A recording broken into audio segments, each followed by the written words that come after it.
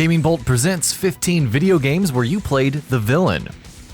Though we often take up the mantle of hero in video games, not everything can be so straightforward.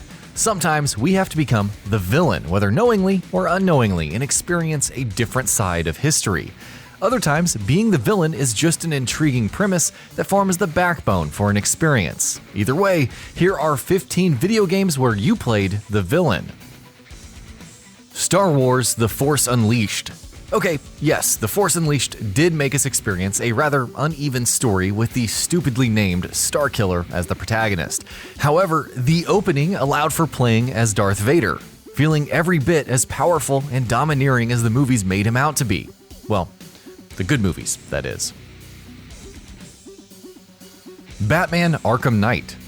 Throughout Batman: Arkham Knight, the eternal struggle between Batman and Joker comes to a head. Not only has the Joker infected the Dark Knight, but he has also tortured and traumatized one of his own, Jason Todd. Still, there is some twisted sense of fun we get from playing as the Joker, from hopping into his Jokermobile and wrecking thugs to gunning down classic villains in cold blood.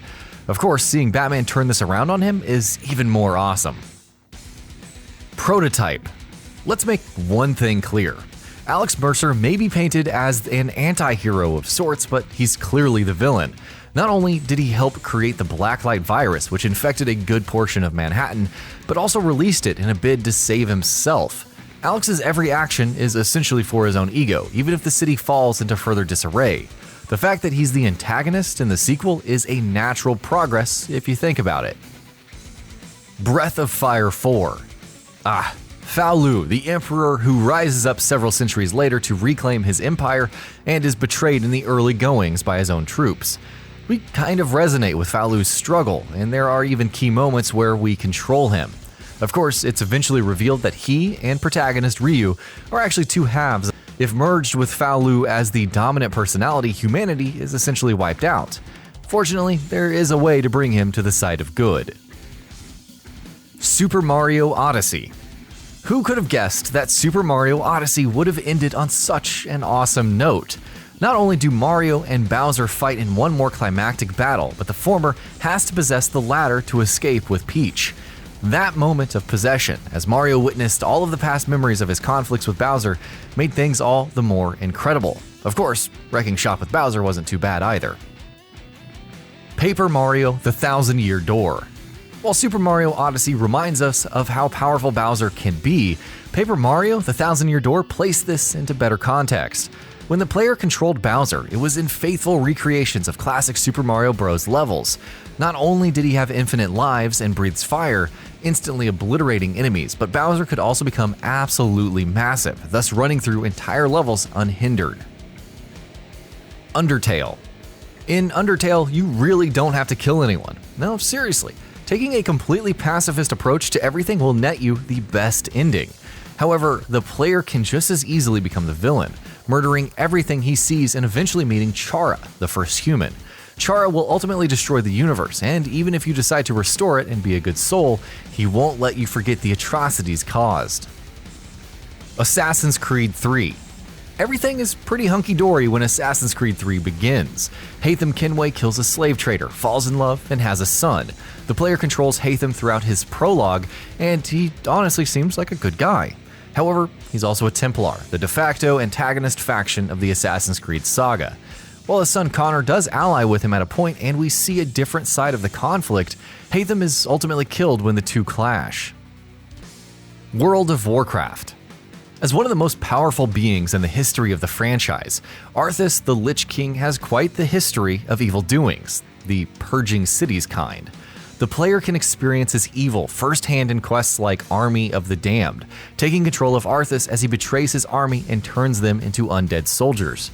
The Hunter and the Prince further showcases his power as he battles Illidan for supremacy. Sonic Adventure 2. Hated the optional characters in Sonic Adventure? Well, Sonic Adventure 2 went a step further by making them an integral part of the campaign. However, it did give us a neat twist on the traditional Sonic story with the Dark Side campaign. This let players control Dr. Eggman, Rouge the Bat, and Shadow the Hedgehog, witnessing events from the perspective of the bad guys. Granted, the overall story was kind of lame, but it's the thought that counts. Infamous 2. The Infamous games are pretty gung-ho about letting you perform nefarious deeds. However, Cole McGrath's true ascension into villainy happened at the end of Infamous 2 when he decides to destroy the RFI. This puts him in conflict with his former allies who end up dying at his hands. By the end, Cole becomes the leader of a new world, one where humans are extinct and conduits rule. Transformers: War for Cybertron.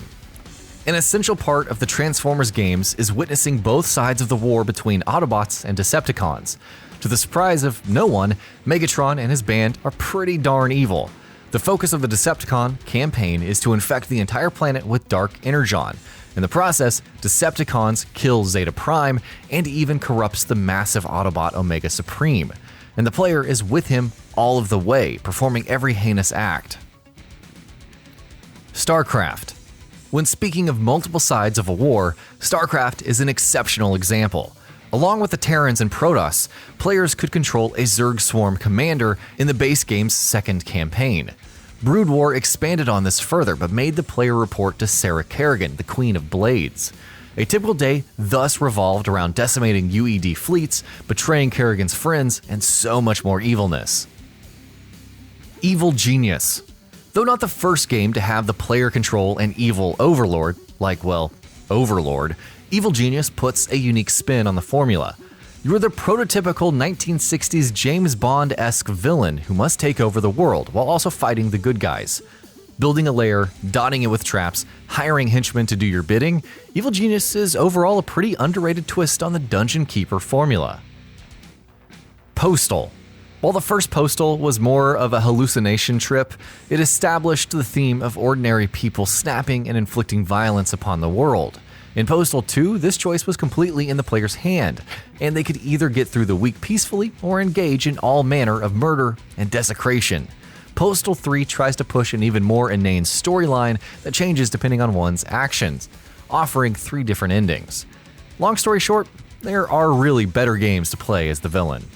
And that about does it for this video. If you enjoyed what you watched and want to see more from Gaming Bolt, you can always hit that subscribe button and turn on the bell icon next to it. That way you will never miss any of our videos.